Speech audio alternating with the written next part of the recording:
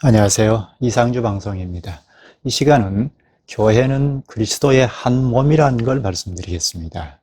교회인 우리는 그리스도의 한 몸입니다. 마치 우리 신체의 몸이 이 신체의 몸에 수많은 지체 세포가 연합하여 있는 것처럼 교회도 몇 사람이 모이든지 다 연합한 한 사람이라는 것입니다. 물론 개인의 인격은 각각 다 있지만 모두가 다 그리스도와 신령하게 연합하여 한 몸을 이룹니다. 원리상 그렇습니다. 그럼 우리는 전부 그리스도의 한 몸에 붙은 분자, 지체들이죠. 지체이니까 개인은 존재 가치가 없습니다. 예수 믿는다는 게 뭡니까? 기독교가 도대체 무엇입니까? 지금 교회가 엄청난 훼손이 왔는데 명예가 다 훼손되어 버렸지 않습니까? 불신자들이 교회를 염려하는 지경에 이르렀습니다. 도대체 예수님의 교회가 무엇입니까? 본래 불신자로 산다는 건 하나님이 없다, 내가 하나님이라는 겁니다. 그 현실이 바로 자기 중심으로 사는 거지 않습니까? 자기가 생각하고 말하고 행동합니다. 자기가 하나님이기 때문입니다.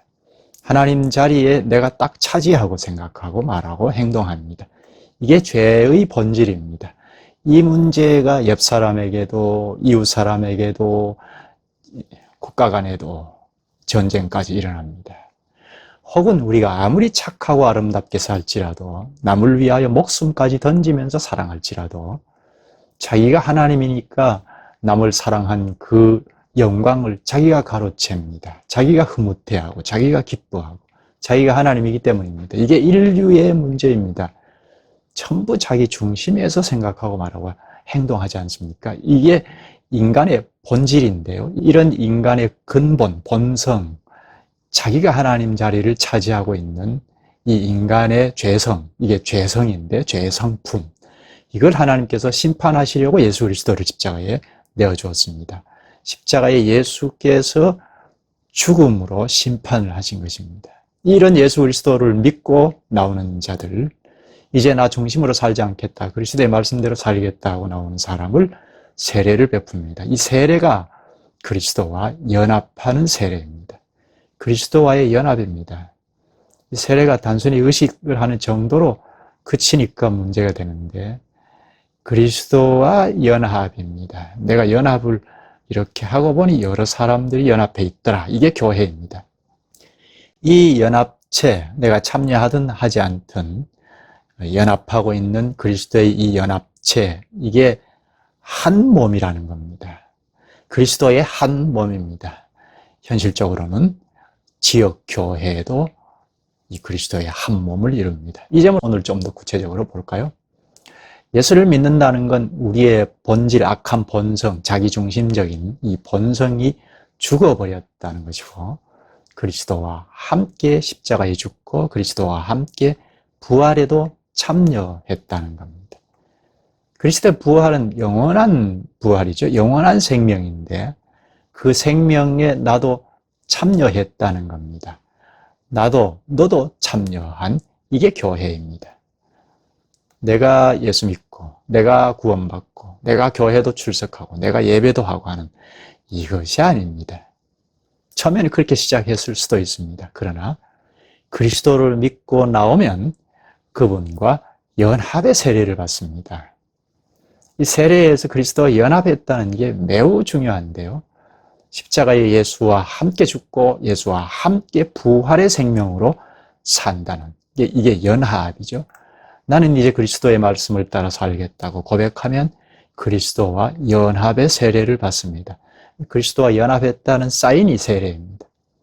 세례부터 아주 단편적으로 알고 주고받으면 곤란한 문제가 생깁니다. 세례는 그리스도와 연합입니다. 나의 옛사람, 죄 본성, 자기중심적인 것 자꾸 죽고 그리스도의 한 몸에 연합했습니다. 이 한 몸이라는 사인이 세례입니다. 연합의 세례를 받으면 그리스도의 몸에 참여합니다. 본체의 교회에 참여하는데 그 현실은 지역교회에 참여하는 것입니다. 이 지역교회에 참여하여 나도 이 교회에서 그리스도의 지체다 하고 증명을 합니다. 교회가 지금 완전히 땅에 떨어져 버렸는데 그래서 참 이 말이 참 부끄러운 일입니다. 교회 하면 선입견이 있습니다. 그러나 예수님께서 내 교회를 세우리라 하신 이 교회는 본래 자기중심, 자기 악한 본성, 죄인인 그걸 십자가에 예수와 함께 죽었다는 것이고, 그리고 예수의 부활에도 참여했다는 것입니다. 이제 예수님에게 연합된 겁니다. 이게 진짜 교회입니다. 진짜 교회의 지체인 나입니다. 예수님의 몸에 참여한 겁니다. 예수 그리스도의 몸에. 이게 한 몸인데 그걸 보이는 지역에도 한 몸을 이룬, 이게 교회입니다. 교회가 그래야죠. 교회를 이루었어도 다 자기중심적이면 예수님의 교회가 아닙니다. 그리스도의 말씀대로 살겠다고 자기는 자꾸 버리고 자꾸 부인하고 주님의 말씀을 쫓아서 살겠다는 집단이 바로 교회입니다. 나도 이 교회에서 그리스도의 지체요, 죽음 저 너머에 영원히 그러할 것을 믿는다는 겁니다. 나도 이 교회에서 그리스도의 지체요, 이 땅에서 그리스도의 지체이니까 죽음 저 너머에도 갈 거라는 말입니다. 그리스도에게로 갈 거라는 말입니다. 그러니까 이 교회에서 영원히 그러할 것을 믿고 살아갑니다. 그럼 교회가 굉장히 중요하죠. 그리스도와 연합한 교회에 참여하여 나도 지체로 사는 겁니다. 개체로 사는 거 아닙니다. 이 인식이 안 되어 있으면 여전히 개인 중심, 개인주의가 됩니다. 개인주의 구원은 아닙니다. 구원이 아닙니다. 허상입니다. 속고 있는 구원입니다. 구원은 내가 예수 믿고 내가 교회를 다니고 내가 남을 위해 살아가고가 아닙니다. 이런 개인주의는 불신자이잖아요. 예수를 믿고 나서도 예수 이름을 이용하여 개인주의로 살면 예수 믿고 훨씬 더 자기중심적이 됩니다. 불신자보다 훨씬 더 큰 죄인으로 사는 겁니다. 개인이 하나님과 관계를 잘 맺고 가는 개인주의 신앙은 성경에서 가르친 바가 없습니다. 성경을 잘못 본 겁니다. 성경을 잘못 가르친 저와 같은 목사의 책임이 큽니다. 오늘 교회가 개인주의 신앙이 무성한 건 가르침의 문제입니다. 설교 문제입니다. 개인주의로 살던 사람도 설교를 듣고 자꾸자꾸 교회의 분자로 그리스도의 지체로 살아가야죠. 자기중심적인 데서 자꾸 벗어나서 그리스도의 지체로 살아가야 합니다. 그런데 10년이고 20년이고 개인주의에서 못 벗어나는 건 바로 설교 문제입니다. 예를 하나 들까요? 로마서 12장에 보면 10절인가요? 형제를 사랑하라, 서로 우애하라, 존경하기를 서로 먼저 하라 합니다. 이는 단지 우리 각자가 위해주고 따뜻한 마음을 가져라, 그래서 도덕군자가 되라는 것이 아닙니다. 바로 앞구절 보면 우리 많은 사람이 그리스도 안에서 한 몸이 되었다, 서로 지체가 되었다 합니다. 따라서 형제를 사랑하고 우애하고 서로 존경하고 하는 건 다 교회를 이루는 데 발휘하라는 겁니다. 단순한 도덕이 아닙니다. 이 교회를 전제하지 않으면, 모르면 그저 도덕 교훈밖에 되지 않습니다. 도덕군자, 이건 저 산으로 간 불자도 있잖아요. 그럼 불교나 기독교나 다른 점이 없죠. 이런 건 다 개인주의를 부추기는 설교의 문제입니다. 이런 도덕 설교는 100번 해도 의미가 없습니다. 예수님의 교회를 모르면 성경 자체가 잘 안 됩니다. 사랑하고 우애하고 서로 존경하라는 건 그리스도의 한 몸을 이루기 위함입니다. 개인이 경지에 이르도록 한 말씀이 아닙니다. 개인이 착하고 개인이 도덕군자가 되고 하는 게 아닙니다. 예수님의 교회에 참여했으니까 이곳에서 예수님의 교회를 나타내라는 겁니다. 본체의 교회를 나타내라는 겁니다. 개체는 의미가 없다는 겁니다. 아담의 후손으로 온 나는 하나님과 관계를 두절했잖아요. 죽은 존재입니다. 죽은 존재로 살아가는, 이게 죄인이죠. 죄를 짓고 먹고 마십니다. 이런 죄인인 나를 십자가에서 예수님과 함께 죽어버렸습니다. 원리상 그렇습니다. 예수와 함께 죽고 장사되고, 그리고 부활에도 참여했습니다. 새 생명을 발휘하는 것입니다. 우리 신체의 지체는 몸에 붙어 있어야 존재할 수 있잖아요. 가치가 있잖아요. 이와 같이 교회에 참여한 사람은 전부 지체로 삽니다. 그리스도의 지체로 삽니다. 그리스도의 생명을 자꾸 발휘하고 나타냅니다. 우리를 이렇게 주님의 한 몸에 참여케 하신 목적은, 우리가 한 몸을 이루는 목적은 첫째, 균형 있게 자라도록 하기 위함입니다. 우리 신체의 지체는 몸에 붙어 있어야 잘 존재하고 자라지 않습니까? 손가락 하나가 몸에 툭 떨어져 나가면 그냥 죽음이죠. 존재 자체가 안 되죠. 그처럼 우리가 그리스도의 몸에 붙어 있어야 존재가 가능하고 자랍니다. 현실은 그리스도께 붙어 있는 지역교회입니다. 지역교회가 그리스도와 연합되어 있어야 하죠. 그렇지 않으면 교회가 문제가 되면 나의 구원도 큰일 납니다. 지역교회에서 알 곳을 찾고 알아가고 자라갑니다. 자라가는 것은 마땅히 할 일을 하기 위함이죠. 사명을 위함입니다. 어린아이가 자꾸 자라가는 만큼 할 일을 하잖아요. 교회도 성장하는 데 따라 할 일을, 마땅히 할 일을 잘 합니다. 그러기 위하여 자라야 합니다. 교회의 할 일 중에, 그리스찬들이 할 일 중에 가장 밑바탕은 그리스도의 몸을 잘 이루는 겁니다. 교회를 잘 이루는 겁니다.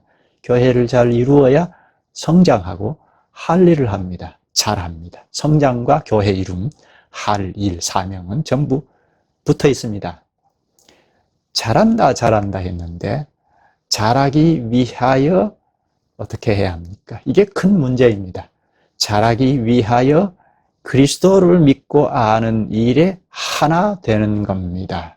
따로따로 잘하는 것이 아닙니다. 잘하는 것도 그리스도와 연합해서 한 몸을 이루어서 잘합니다. 에베소서 4장에서 가르칩니다. 그리스도를 믿고 아는 일에 하나가 되어 그리스도를 찾고 알자는 겁니다. 한 몸이 되어 알자는 겁니다. 잘하는 본질적인 내용은 그리스도를 믿고 아는 겁니다. 교회가 하나 되어 자란다 하는 겁니다. 이건 한 몸이기 때문입니다. 한 몸에서 함께 자랍니다. 우리 신체도 그렇죠. 여러 지체들, 세포들이 연합해서 활동하고 자라잖아요. 그래서 한 사람의 인격이 잘 나타나죠. 그처럼 그리스도의 몸인 우리도 같이 자랍니다. 그리스도의 한 사람이기 때문입니다. 각자 지체로 자기 양껏 자라가는 거죠. 그래야죠. 자라는 것이 뭐라고 했죠? 그리스도를 알아가는 겁니다. 알자는 겁니다. 이게 매우 중요합니다. 같이 알아가야 하죠. 서로가 알려 주고 받아야죠. 목사는 물론이고 우리 모두가 서로 아는 일을 주고 받아야 하죠. 이게 교회 본질입니다. 성장하면 무슨 규모를 자꾸 키우는 것으로 생각하는데 아닙니다. 아는 것, 그리스도를 알아가는 것, 그리스도께서 말씀하신 말씀, 지식이 점점 장성해가는 것, 이게 성장이죠. 모두가 그리스도를 아는 지식에서 자라가야 합니다. 어린아이 같은 초보에 머물러 있으면 여러 유혹에 넘어갑니다. 에베소서 4장을 쭉 보면 성도가 안 자라고 어린아이로 있으면 속임수와 간사한 유혹에 빠진다고 했습니다.